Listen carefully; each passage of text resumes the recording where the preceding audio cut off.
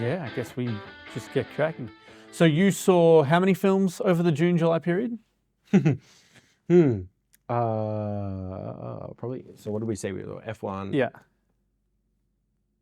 Jurassic Park, Yeah. or Jurassic World, sorry. Superman, Fantastic Four. I'm sure there was something else in there as Did well. you see Materialists? Yeah, yes. you saw Materialists. So that's 5? I think that's probably Oh, yeah, 28 years. Yes, 28 saw years. 28 yes, years, yes. So Right. 6 films, yeah. 6 films. I mean, that's pretty solid for... It's going to pale in 8 comparison to yours. No. I think it's about the same. That 8-week period. I think I saw a pretty similar amount. I missed Materialists, but I did see 28 years. I saw F1. I saw Jurassic World. Now I'm thinking about it, you might have actually seen more movies than me. No, I saw Elio. Oh, yeah. So what was it? 28 years, Jurassic We World, also saw... Superman, Fantastic Four, Elio. We saw Lilo and Stitch as well. Oh, yep, Lilo and Stitch. Was that in that period? Well, that was in May. We'll count it. No, Yeah. that's fine. End of May. Come on, keep up. The blockbuster season. Yes, the blockbuster season. And, here in Australia, obviously it's winter, but they call them the summer blockbusters. Yeah. I missed How to Train Your Dragon, which I was a little disappointed about. Same. I would really like to see it. But, I think it's been a really good run for movies for the last, I don't think that there's been a single film that I've watched that I've disliked in this period. Like, everything has been really fantastic. Yeah, even of the movies that I, would say slightly disappointing and things like that, they're still great watches. Yeah, absolutely. I think for me personally, 28 years, not that it didn't live up to the hype, it was a great movie, phenomenal movie. I think it just didn't, I wouldn't watch it again personally. It didn't hit me properly. Yeah, right. Not to say it's not a great movie. Like I said, I thought it was a brilliant movie, brilliantly shot. Some of the camera stuff they did was wild. Yeah. And even some of the editing stuff, really different and really against the rules, which can be hit or miss. And that's, I think, the risk they took. Yeah. Which is fair enough. So then, I guess, with 28 years, the Bone Temple coming out, the sequel, you wouldn't rewatch 28 years before going into the Bone Temple? Probably not. Yeah, okay. I'd probably just go straight into Bone Temple. See, I'm keen for it because there was certain aspects of it I really liked. There was just other things that I like. Sometimes the aesthetic of a movie just doesn't sit well with me, and I'm like, oh, the story's great. Yeah. But I don't like the look of the film or something like that. It wasn't that I disliked the look of it. I know they did a lot of shooting on iPhones and stuff, and they didn't do it just to be oh, we shot an iPhone. Yeah. It was done for a reason. They rigged 24 cameras to a bullet time rig. Very cool. Very cool. Very cool effect. But there was certain stuff where I was like, I would love to see how this would have been shot on a traditional film camera or a traditional cinema camera and see how good it could have looked. Yeah, and what the differences would have been comparatively. Yeah, that's not the main reason I disliked it, but that is one of the small reasons where I was like, oh. But it had enough there that it has you interested in the sequel. Oh, God, yes. Yeah. I loved the originals. I still loved this. It's a hard thing to be I didn't hate it. I didn't dislike it. It didn't hit as hard for me as some other people. I just saw lots of people rave about it. Yeah. For me, it was one of those. And I think it was the elements that really played into it for me was the family elements. I am not a huge zombie fan at the best of times. I'll watch a zombie movie, but it's not my go-to genre. So when I watched this film, I was like, oh yeah, this is pretty cool. And then it gets into the second half and it was a completely different film. It was way more about family and it really heartfelt. And I just thought that was brilliant. And that's why I sort of ended up going, I really liked that film. And I think it was probably the opposite end where I was expecting that it would look great, but I wasn't necessarily expecting to love it because I'm just, that's not my go-to genre. So I ended up loving it because there was all these elements that I wasn't expecting for it to play into. So, yes, I missed Materialists. You saw it. Give me a bit of information because it's one that I do want to try and catch. It's the marketing of it is not misleading, but it's very different to what you're expecting. Mm-hmm. So it got marketed as a sort of traditional rom-com, and it's not that it's not that. It just plays on parts of it. Yeah. in a like smart way. Like I think it's Celine Song. Yep. Is that the director? Yeah. Yep. She did Past Lives, which was great. Which was great.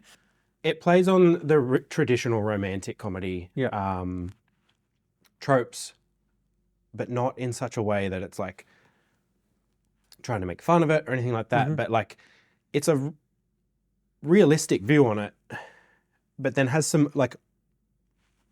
real life elements that like, it's hard to explain without giving away some of the like the spoilerish things. Still want to see it. Yeah. I think the thing is though, we don't get a lot of rom-com movies, particularly on the big screen. We maybe get 2 or 3 a year. They've really died off. You know, they've really been pulled back. It's like comedies and romantic comedies. So in terms of a film like Materialists, and then we've had obviously Bridget Jones this year. So there's been a couple of these sorts of films. How would you feel like it stacks up as a rom-com that is worth seeing on the big screen? I really enjoyed it. Yeah. I would say it was worth seeing on the big screen. It wouldn't be the biggest upset if you missed it. Like, I think you and I are very big advocates for let's see everything on the big screen. Yeah, absolutely. So it could definitely, like, I don't think it was worthy of just going straight to streaming. Yeah. So a lot of the like rom-coms these days go straight to streaming and you watch them and you go, yeah, that belonged on streaming. And they have that, what's that, you know, Hallmark Channel sort of vibe. You know, streaming has sort of become that. And they follow the tropes to the T and it's just, you start watching 20 minutes and you're like, I know how this ends. Yeah. But you're still there to enjoy the laughs and whatnot. Yeah. This one was a little bit more like, where are we going Which with is this? probably why it's jumped into that next phase. But no, it was definitely worth the watch. It has some interesting choices and comedic elements to it that I think some people will clock onto, and then other people will, I think like a general audience will go, that was boring as hell. Yeah, okay. It's one of those movies where I think, not that you have to be smart to watch it or anything like that, but like... It's either going to click or it won't. Yes, yeah. And I think a lot of general audiences will be like, that's not the movie I wanted to see. Yeah. Which its marketing, I think, may have hurt a little bit in that sense. Well, I saw Elio, which I think was probably one of the hidden gems of this period, of the holiday period. So Elio came out against How to Train Your Dragon, which I've heard nothing but amazing things on. It came out against Smurfs. It came out against... There was a bunch of films that were coming out that people were going to see as a preference. And I just thought Elio was this really sweet film that was absolutely... Yeah, it was different for Pixar. It was fun. The cast was good. I took my 3-year-old to see it and he really liked it. And it was just something completely different. So for me, I really enjoyed Elio. And it's a shame when you see these films that you quite enjoy that sort of get bogged down in everything else that's going on in that period of time. Because obviously there was a lot of movies coming out. And, you know, Lilo and Stitch had also just come out. So it's like it came out between Lilo and Stitch and How to Train Your Dragon. So, you know, these are the 2 probably biggest kids' films. So we spoke 28 years, but I want to talk Big 5. Big 5 of the season, 28 years later, into F1, into Superman, into Jurassic World. No, they were flipped around. So 28 years. So it was 28 years into F1, into Jurassic World, into Superman. And then we've hit with Fantastic Four, The First Steps, which we saw the other day. So we've spoken briefly on 28 years. Let's talk ranking. I want to see what your 5 for June, July is. All right. Oh, geez. Start at the bottom. Let's go 5. Let's count it backwards. I think I would possibly go... It hurts, but Jurassic World in 5. Yep, Jurassic World in 5. Fantastic Four, probably 4th. Yep. Well, right where it needs to be, 4. Yeah. 28 years later, go into 3rd. Yep. Like I said, I didn't hate it by any means. I thought it was a great movie. It just, certain things didn't hit. This is where it gets really hard. Difficult. F1 for number 2. Oof. and Superman for number Superman, one. Yeah. We've discussed Superman. You're a big fan of Superman. Yes. We obviously went and saw that. There are a lot of elements to Superman that are fun. You've been back and seen it with your wife and child. Yes. Or Yeah. children. Great. Took our 5-year-old to see it. Yep. He loved it. There's obviously some parts in there where he was a bit bored, started getting a bit restless. But for a 2-hour, 2 hours. Yeah. a 2-hour superhero movie, he did really well. Yeah. Like he did better than some of the kids' movies. Yeah. Yeah. Yeah, he did really well. I think overall the feeling I came out with from Superman was what just like puts it at number one for me. Like such a like, I don't want to say hopeful. Everyone's saying hopeful, happy. Like, you feel like a punk rocker? Yeah. Cue the music. Cue the music. But like just that overall feeling of like, I've sat through the whole movie with a smile on my face. Like I was like, this is a comic book movie, and a comic book movie I think we've been missing for a while. I think a lot of the comic book movies we've had in recently is very like high on the cynicism, like the world is ending and it's terrible, everything's dark, and I'm not saying like even Marvel's movies have been slightly not depressing, but well, I think since Endgame it's been like we need to set up a new. Half the population died. Yeah, that's pretty bad. Like so yeah, like how do we top that? Yeah. So it was just nice to have something that felt contained in its own world as well. Like it didn't feel like it was New York City or something like that. Like it was all contained within there, and it was just a fun story, happy, exciting. Yeah. Lots of great set pieces. I think one of the best things for me with Superman was that it did feel like a comic book world. And one of the things that Gunn had said was that it wasn't Superman in our world. It was us going to Superman's world. And I really got that element out of it, which I thought was really good. That was one of my favorite elements of the film. Yeah. There. I would have to go, I think for me, I'm going to put Jurassic World at 5th as well, not because I disliked it.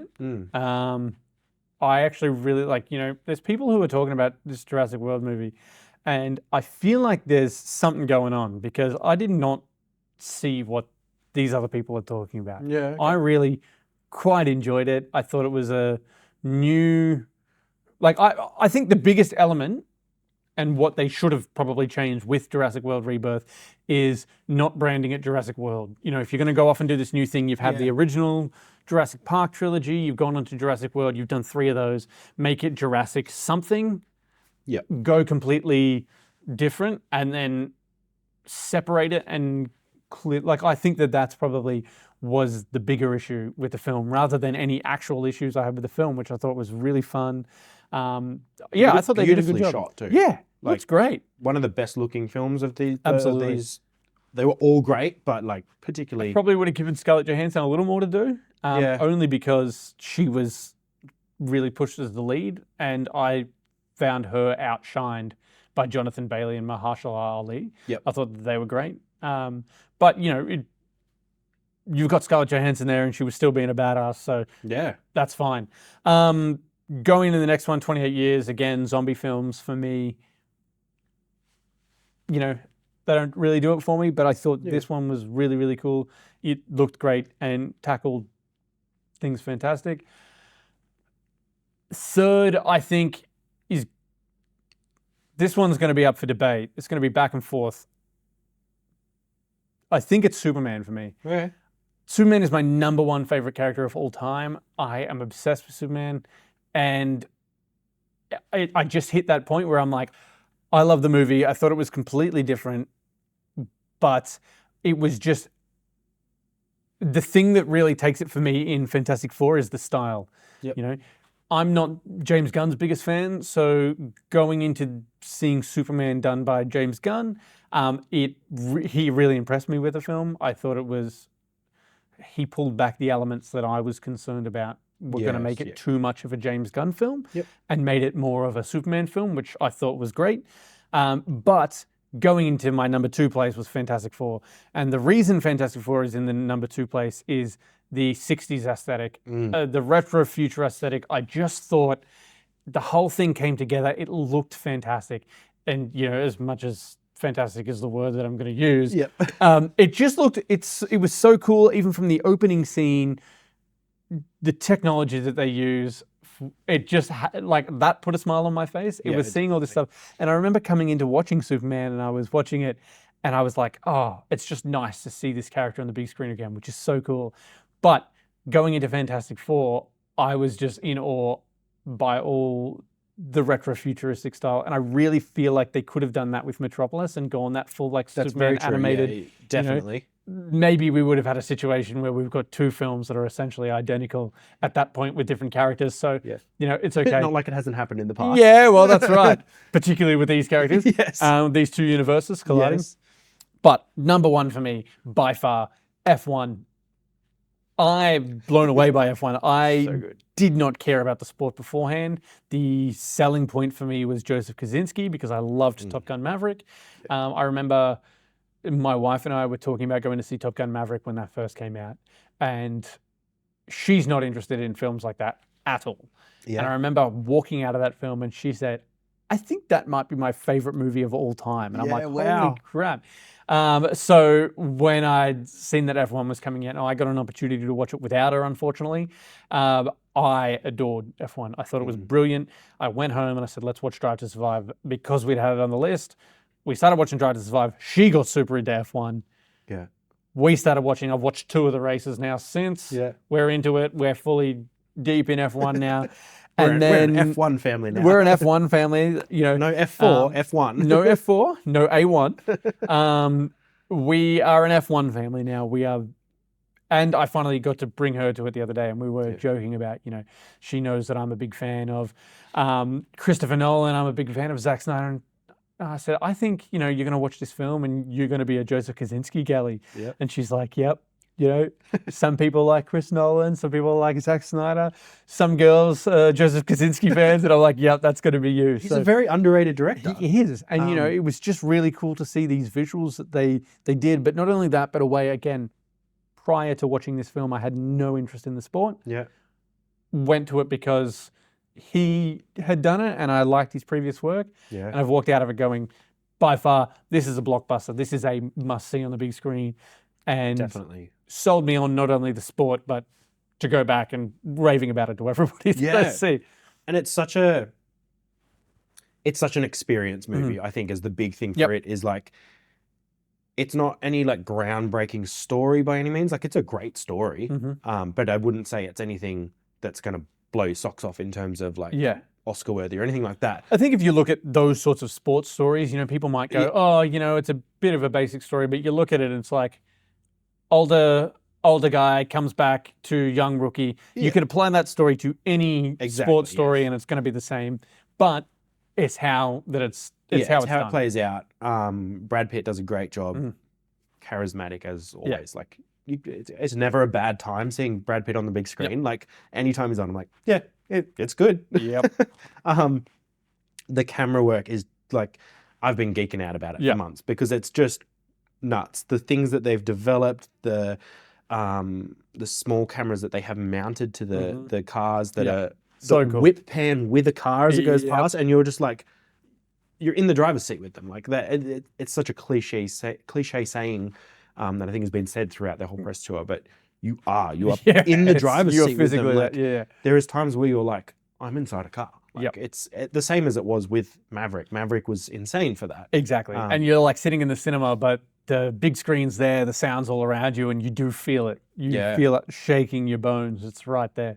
It's just such a good experience, and I think needs to be seen on the big screen. Like at home, it's still going to be a great movie, but it's just not going to hit quite as It is an experience. It's exactly right. And anybody who's seen Top Gun Maverick, who saw it in the cinema and has watched it again at home, they know the difference. Yeah. They understand. And, Joseph Kosinski's delivered another film like that. And I think one thing that was really cool was, obviously you can't do a film like this without having the F1 Association and everybody involved in that. So even the way that they spent, 2 years filming at the events and had Brad Pitt standing there. I was listening to an interview with him talking about how, they had the whole lineup and it was Damson Idris and Brad Pitt standing on the end, and they were right at the end of the line standing next to Max Verstappen, and while they were filming, for the actual race, all of the cameras were specifically set to cut the two of them out. So if you were watching at home, you couldn't see that they were there,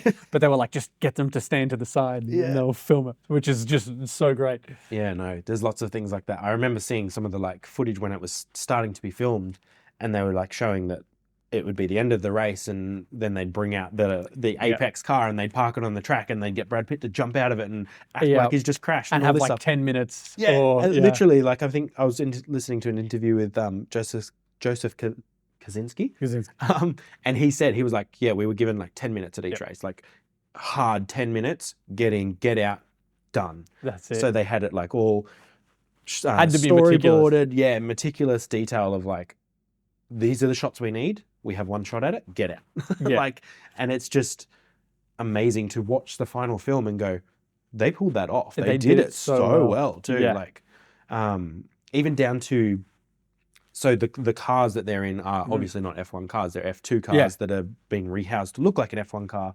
And then like, again, geeking out, they're in the front wings. They have camera bodies that have been like placed in there and like covered over. So like, obviously you can't see them, but all of these things that they've been able to do because they did use the smaller car and and built this car around it. But then to get some of the other footage that is real footage. So in the movie, there's real footage from actual races. Yeah. And the way they did that, is it the FAA or FIA? FIA. Wouldn't allow them to put any cameras on the car. They were like, no. But what they did allow them to do is the little wings that are on the back of the car have broadcast cameras in them, and they're usually like I don't even think they're HD. They're terrible quality. Yeah. But for a race, they're fine. They let them swap them out with essentially iPhones, but they're about iPhone quality. I'm pretty sure it's the sensor from the iPhone 15. I think it was the iPhone 15.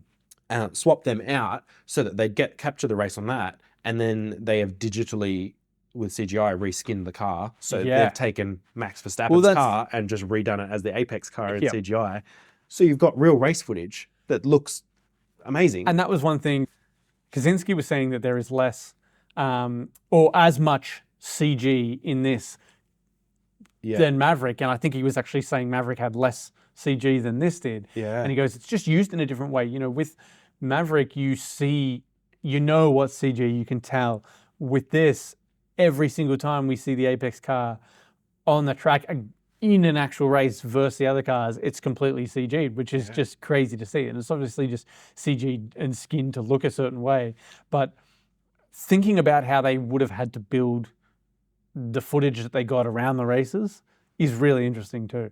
Yeah. So whether or not they would film some stuff and then they said, oh, we've got this bit that we could use, so let's adjust a line for Brad to say, it's like there's I saw a meme of it of like Max Verstappen forgetting he was in the movie, and he was like, no, you're not passing me. And it's the shot of him just going past. And they're like, Max Verstappen's he's like, so good.